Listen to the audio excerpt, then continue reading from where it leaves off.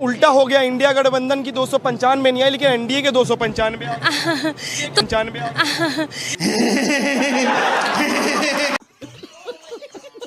सके। बीजेपी इस बार नारा देती थी जो राम को लाए हम उनको लाएंगे, बीजेपी समर्थक। जी जी। आपको क्या लगता अयोध्या में ऐसी क्या चूक रही जो बीजेपी हार गई? 400 पार नहीं हुआ, 400। अरे सत्ता तो हमारी आई ना बेवकूफ, ये तो देखो। सत्ता पे तो अभी भी मोदी जी नाचेंगे, ये बताओ तुम क्या करोगे? तुम क्या करोगे? अच्छा, पूरे देश से भी अगर ऐसा नहीं हुआ रहता ना तो शायद हमें इतना बुरा नहीं लगता, लेकिन अयोध्या का जो परिणाम आया है वो कहीं ना कहीं हिंदुओं के मुंह पे बहुत जोरदार का तमाचा है। हमारी स्थिति गर्ग में जा रही है। परिणाम देखने के बाद दिल से रोना आया। जो बात है सच्चाई बता रहे हैं। हर जगह जीत के फर्क नहीं पड़ता। अयोध्या में हार गए बड़ी मजा आया। अयोध्या में हार गए बड़ी मजा आया। अयोध्या वाले हिंदू राम भक्त है, अंध भक्त नहीं है, और वो गोबर का हलवा नहीं खाते हैं। अरे भैया कहाँ जा रहे हो? अब ये तो वीडियो शुरू हुआ है। दोस्तों पता है अंधभक्तों की अभी सबसे बड़ी बीमारी क्या हो गई है, सबसे बड़ी परेशानी क्या हो गई है? सबसे बड़ी परेशानी है अयोध्या सीट हारना। जी हाँ, बीजेपी अयोध्या सीट हार गई, इसलिए भक्त बेचारे परेशान है। भाई क्या आखिर अयोध्या सीट बीजेपी क्यों हार गई? जिस सीट पर वो राजनीति करती थी वही सीट हार गई। तो दोस्तों आज हम भक्तों के इसी तरह के वीडियो लेके आए हैं, अतः चैनल को सब्सक्राइब कीजिएगा, वीडियो को लाइक कीजिएगा। इसके साथ ही वीडियो सिर्फ एंटरटेनमेंट के लिए, इसे दिल पे बिल्कुल भी ना लें। मोदी जी के ऊपर तो एक मुहावरा आता है कि मोदी जी खुद सोचते हैं कि रास्ते भर रो रो के पूछा हमसे पाँव के छालों ने।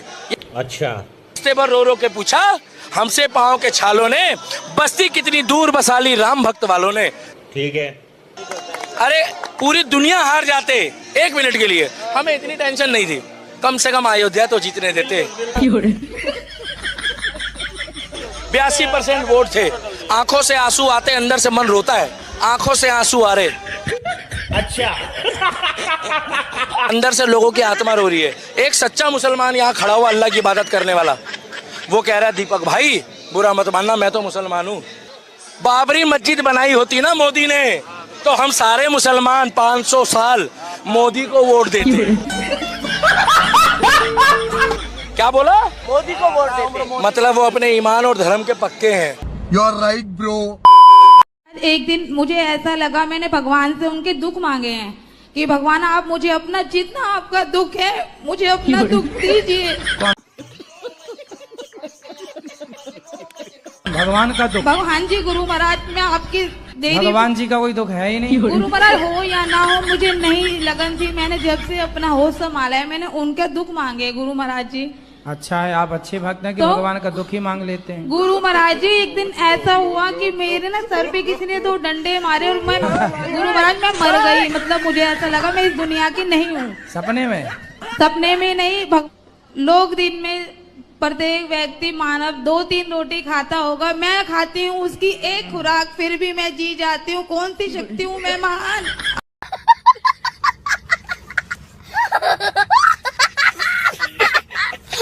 आप बताइए गुरु महाराज मैं कौन सी शक्ति हूँ?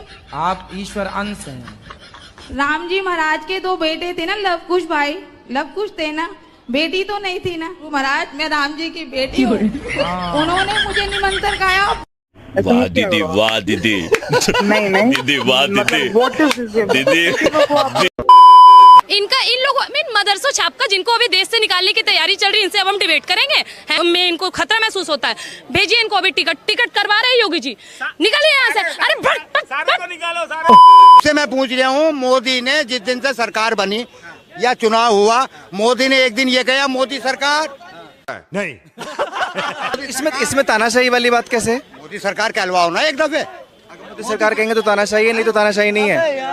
मोदी से ये कहलवाओ, मोदी की गारंटी, ये कहलवा दो एक दफे कि हमारी तो इतनी हिम्मत नहीं कि मोदी जी से कुछ कहलवा सके। हमसे कहलवा दोगे? हमसे सब कुछ कहलवा दोगे? आप सारी बातें बोल रहे हैं, ना कहलवाओगे? आप बोलो ना। मोदी जी से ये कहलवाओ कि खड़े हो गए ये कहे मोदी सरकार जिंदाबाद, मोदी की सरकार। क्यों ऐसा क्यों चाहते हैं कि वो बोले? कौन? वो बोलेंगे जो पाए हैं पलंग के, वो सब खिंच जाएंगे।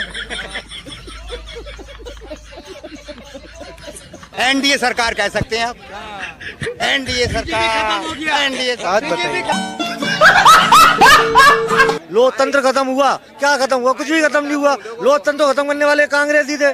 अरे सुनो यार, पार आ जाती तो लोकतंत्र खत्म था। 400 पार आती लोकतंत्र खत्म था।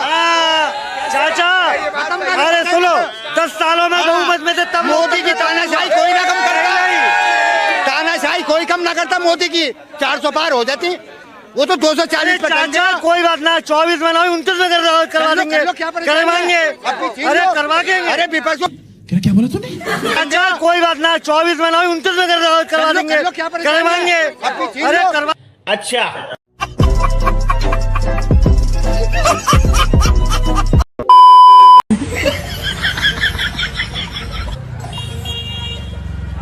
अंधभक्त ये भैया बोल रहे हैं कि हम गोबर खाते हैं, हम गोबर कोई लाएगा, आप खा के दिखाइएगा। गौ माता का दिया हुआ हर अवशेष हमारे लिए स्वीकार है। गौ माता का बना हुआ हर चीज गोबर खाते हैं। गोबर ये इसलिए खाते हैं क्योंकि इनके पास खाने को कुछ बचा नहीं है। देश में बेरोजगारी इतनी आ चुकी है कि खाने को गोबर ही रह गया, ये गोबर खाते हैं। गौमूत्र हम लाद पीते हैं, गाय का गोबर हम घर में लीपते हैं। हर शुभ काम इस तरीके से लॉजिक उपयोग करते। लॉजिक नहीं होगा। क्या लॉजिक दीजिएगा तभी नहीं, ये भी लोग खाएंगे। क्या चीज? लॉजिक दीजिएगा तब। बिल्कुल मैं बता देता। कैंसर पीड़ित मरीज को, कैंसर पीड़ित गरीब मरीज को सहवाल गाय का गोबर दिया जाता है। बीमारी में गौमूत्र को पिया जाता है। आप माइंड साफ कर लीजिए। काला जल की बीमारी गौमूत्र को पिया जाता है। समझे, एक बीमारी में ऐसा है कि उसको पिएगा तो बीमारी भाग जाएगी। आपकी औकात बता रहा हूँ सर, बुरा नहीं मानना सर। देखिए बोल रहे हैं कि अब भारत में साइंस खतरे में है। साइंस खतरे में, बिल्कुल खतरे में है। घंटी बजाओ तो कोरोना भागता है। चंद्रयान जा रहा है। तो मोदी जी ने भेज दिया। अब गोबर खाएगा तो कैंसर भाग जाएगा, तो फिर डॉक्टर कहना कि बन रहा है। एम्स काहे के लिए, यूनिवर्सिटी काहे के लिए? देखिए मोदी जी चाह रहे हैं कि पूरा देश अनपढ़ रहे, गोबर खाए, मूत पिए, उसी से देश चलेगा। ऐसे होगा? एजुकेशन चाहिए हमको। कटोरा लेके भीख मांगेगा सबको मंदिर के बाहर में चाहिए। कितनी सीटें हैं भैया? 400 पार है की। लोकसभा में सीटें कितनी? सीट से बता रही है 400 पार है। उम्र अच्छा उम्र कितनी तेरी बेटा? 17 साल। हाँ। तो कौन सी तेरी तारीख है? डेट ऑफ बर्थ क्या? सन 2006 है। अरे 6 है, कौन सा महीना कौन सा दिन? ये नहीं पता, महीना पहना नहीं पता।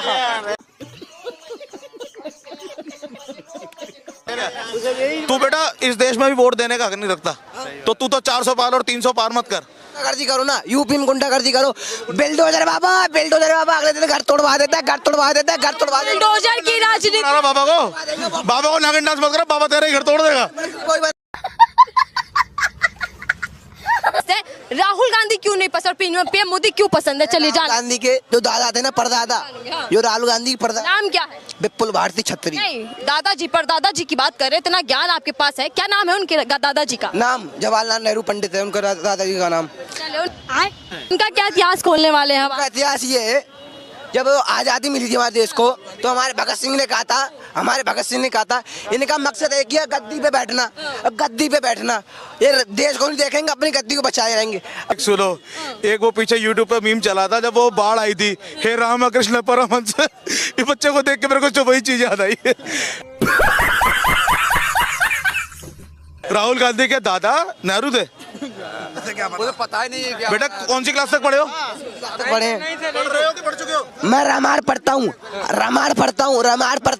मैं किताबों में क्या दिया, स्कूल जाओगे वकील बनोगे। हमारे राम जी कहते हैं पढ़ोगे ना तो इस देश की कीमत समझोगे, इस देश की कीमत सुनोगे। ये हमारी भारत मूवी है, किताबों को नहीं पढ़ते। तू तो ईमानदारी से, मेरे बच्चे पढ़ा भी नहीं, तू तो ईमानदारी से पढ़ तो लेता कम से कम।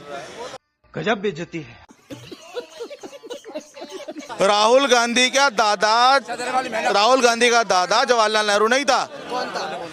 राहुल गांधी की नानी लगती थी इंदिरा गांधी और उसका बाप था नेहरू, तो वो हुआ उस रिश्ते में उसका परनाना, दादा नहीं था। रहने वाले कहाँ के? मैं बताऊँ, इलाहाबाद के रहने वाले थे ये सब, ये जितने राहुल गांधी इलाहाबाद के रहने वाले थे। ठीक है। अरे इनने इलाहाबाद से इन्हें नारा लगाया था, हमारा गरीबों का मसीहा होगा। राहुल गांधी ने एक नारा लगाया था, गरीबों को मिटाओ अमीरों को लाओ। इनने एक मंत्र बनाया था। ये नारे कौन सी किताब में दर्ज हैं भैया? राहुल गांधी ने अपने मुंह से कहा था। अब ये बच्चा पढ़ा अब, लेकिन इसको व्हाट्सएप यूनिवर्सिटी का ज्ञान इतना मिल चुका है ना कि ये PhD होल्डर है। देखने में 17 साल का, लेकिन ये PhD होल्डर है। तो भैया आप जी सही से बताइए वीडियो कैसे लोगों। सबसे पहले आप कमेंट कीजिए यार, आप कमेंट नहीं करते यार, बड़ा यार दुख होता है भाई। वीडियो बनाने में मुझे 5-5, 6-6 घंटे लग जाते तब ये वीडियो आपके लिए बन पाता है। तो दोस्तों भैया चैनल को सब्सक्राइब जरूर कीजिए यार। मैं आर्यन गुप्ता, भाई चैनल को सब्सक्राइब कर लीजिए। इसके साथ ही दोस्तों आपका क्या कहना है, आपका क्या कहना है? बीजेपी अयोध्या सीट आ रही, इसके बारे में आपका क्या कहना है? वो क्यों आ रही है, इसकी भी वजह मुझे जरूर बताइएगा।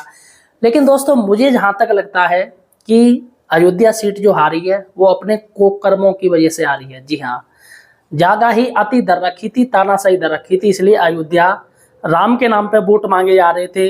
ऐसा लग रहा था कि सिर्फ राम उन्हीं के हैं, वो राम को लाए हैं, बल्कि राम उनको नहीं लाए हैं। तो यहाँ पर सीधी सी है धर्म की राजनीति की जा रही थी, जिसको अयोध्या वासियों ने सिरे से नकार दिया और बीजेपी को हरा दिया। ये बहुत बड़ा मैसेज दिया उन्होंने, अयोध्या वालों ने बहुत बड़ा मैसेज कि मेरे नाम पे कोई राजनीति ना करे, और करनी भी नहीं चाहिए यार। भगवान राम क्या सिर्फ बीजेपी पार्टी के हैं क्या? भगवान किसी और के नहीं है? तो सभी के भगवान है, सभी के राम है, सभी के कृष्णा है, सभी के अल्लाह है।